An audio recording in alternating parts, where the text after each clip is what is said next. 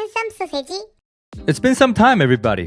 We're sharing another video from our Patreon exclusive content. Wow. And the reason why we're doing it, and we have to do it, is because we recently finally got to the Japanese album. We've been marathoning Skis tracks from A to Z, and we skipped all the Japanese albums because we thought we will just get to it later. That's what people wanted us to do. Finally, we finished everything, and we're circling back and starting our Japanese album marathon, and we got to Scars, which was one of the most recommended tracks from years back when we first started reacting to Skis, as well as the sound. So we recently reacted to Scars music video, the first take video, the Korean version lyrics video, and we're gonna react to even more things. We thought we would share our reaction and discussion to the music video. Of course, we talk way more after that in the first take video and the Korean version, and we talk about the lyrics and everything. And we actually correct ourselves a couple of times as well about the things that we felt. So if you want to watch our full reaction, full discussion, and future updates and past reactions, then check out our Patreon page. The link will be in the description below.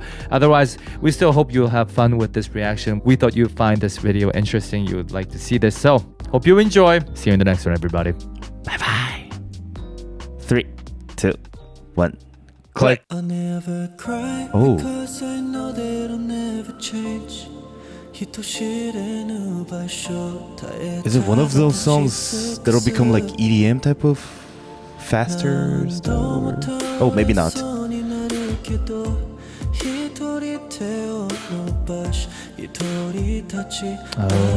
Yo, the dance.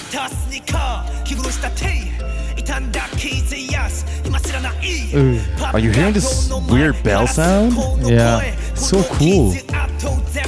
I don't know why, but this weirdly reminds me of like Lavender. I mean, it's got a similar sentiment.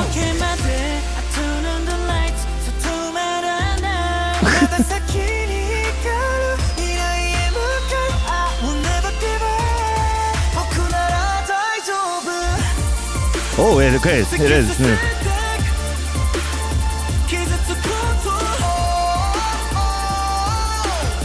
Nice. Feel the soul in the cam. Did Bangcha just miss it?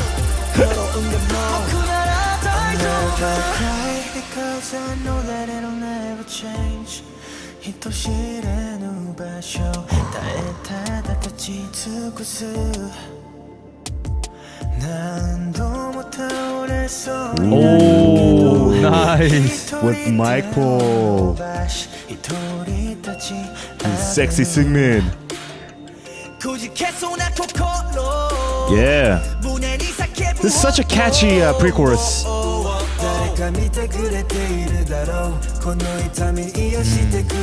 Woo.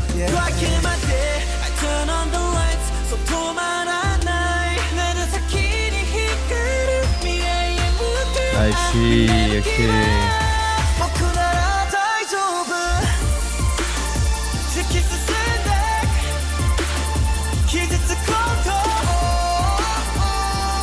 What does mean there? Interesting mix for the chorus.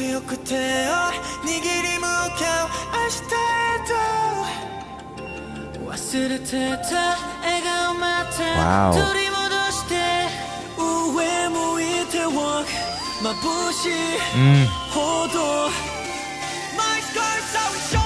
Hey. Hey.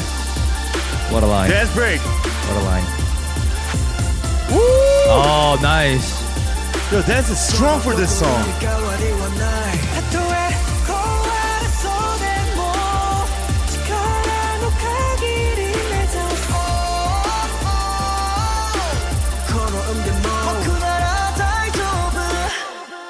Yes. Yes, you will be. Wow.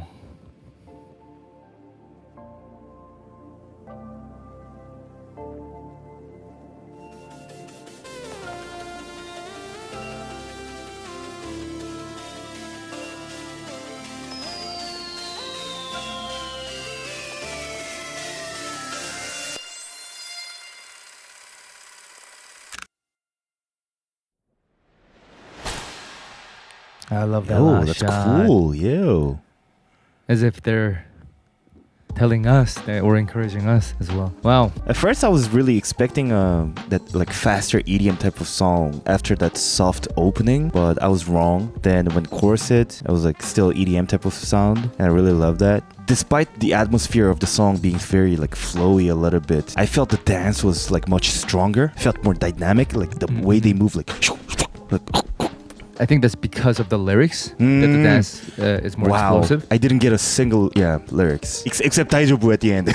I mean, it's expected, right? At this point, that we divide our attention a little bit. Yeah, this was. I couldn't react because the lyrics were so hard hitting. It was that kind of lyrics. Yeah. What I found different about this track and the lyrics in this one is that usually when Stray Kids talk about hardships, them going through certain things or them trying to stand up again, we're gonna show you, like, we are Stray Kids, we can do this, we're gonna overcome everything, rise above it all, and eventually shine, and you'll see it. You know, that kind of poopoo that they always throw at people? That's usually like what they do with their songs when they have a message that revolves around hardship. They always tie it to Stray Kids' identity. But for this one, it felt like the hardships felt a little bit more unrelated. Obviously, it seems like it's their story too, but it's more of them speaking for others. That's what it felt like. It felt less about Stray Kids' story.